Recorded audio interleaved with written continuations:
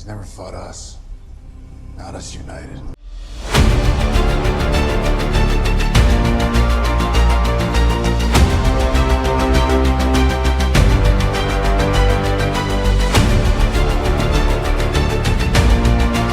Die. Oh!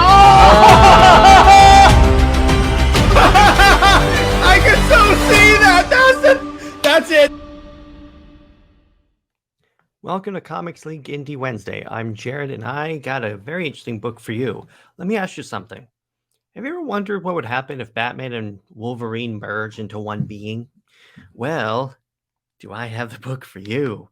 So today we are gonna.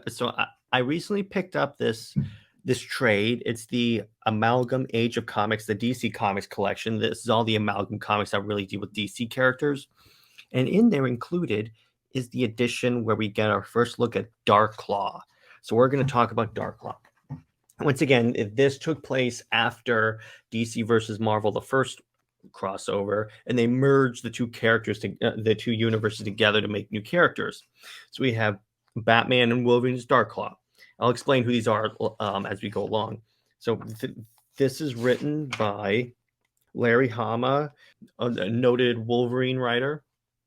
So we have Darkclaw. He's in the middle of a battle with this guy called the Hyena. Think of him as a mixture of the Joker and Sabretooth. So they're in battle. He's communicating with Sparrow, who's his version of Robin. It's Robin merged with Jubilee. They're talking. It's basically a big battle. And then he hops in the basically the dark copter and flies away. He's being shot at. Then we have, okay, this is interesting. Then we have Carol Danvers show up. And she's Huntress, which is a mixture of Huntress and Captain Marvel, I guess. Of all the characters you could have done, okay.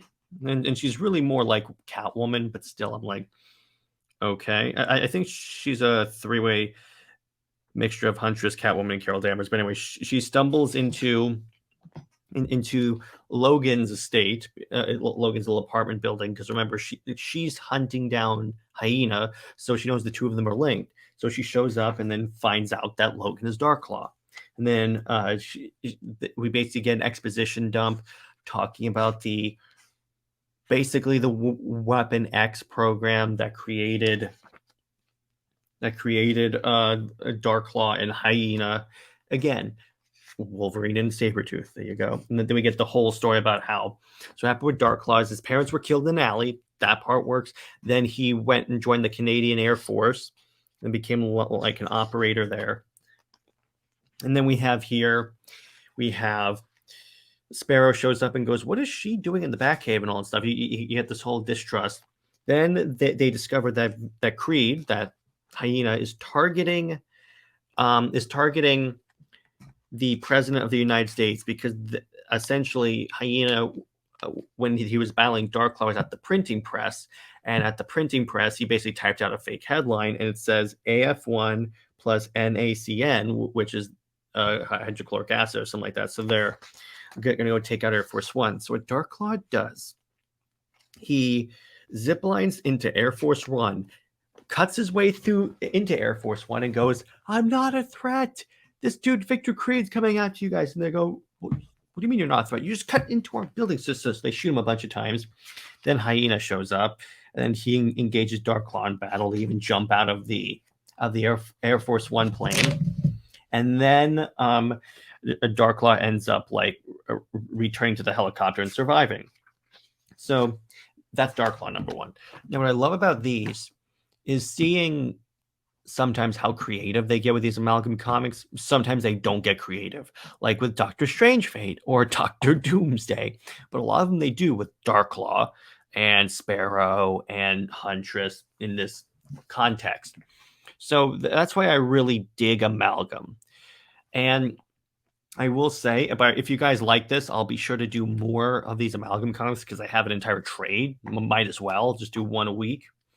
And I will say, I want a hot toy of Darkclaw. Is that too much to ask? Can Marvel and DC somehow work up a deal that they can like split the profits half and half from like Amalgam action figures? Because I don't know about you, I would so buy a Darkclaw hot toy to put right next to my Batman, and I could have them in a staring contest and an arm wrestling competition.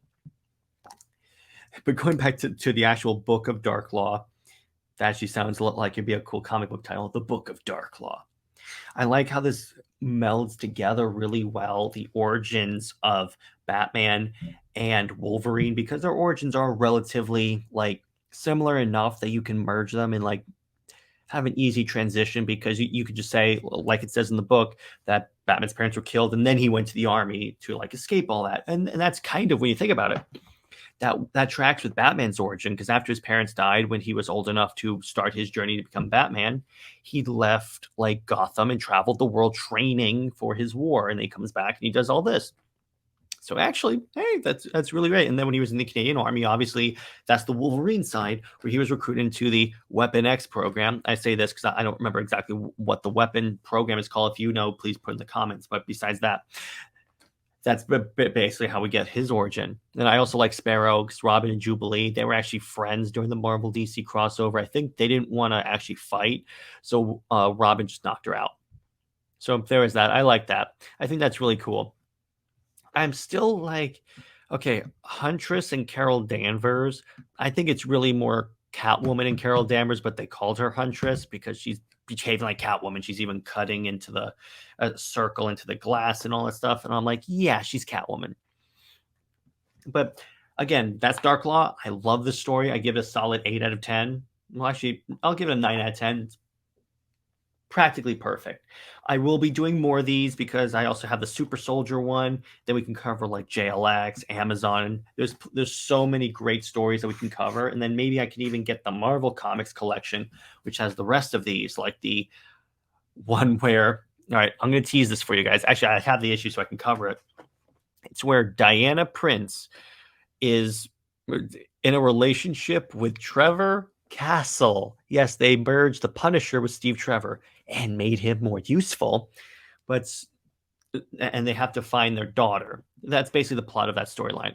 I probably will end up doing that one next, because I love that concept so much. So be on the lookout for more Amalgam content, because it's really very fascinating stuff. And I'll put in the either in the description or at the end of this video or up here a link to an Under Two Capes episode that the CL crew and I did, where we talked about Amalgam in general. So on that note, stay heroic, everyone, and I will see you in the next one. Thanks. Bye-bye.